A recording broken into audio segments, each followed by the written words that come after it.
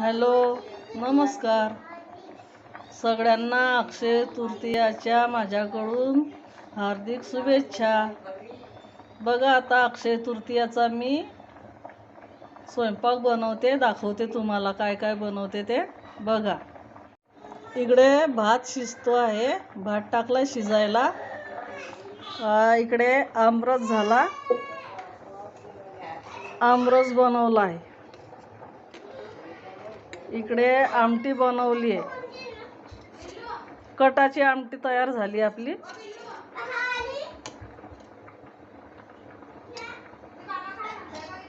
इकडे उडदाची डाळ वाटून सगळं मिक्स केलं आहे याच्यामध्ये वडे बनवायला, उडदाचे वडे बनवायचे.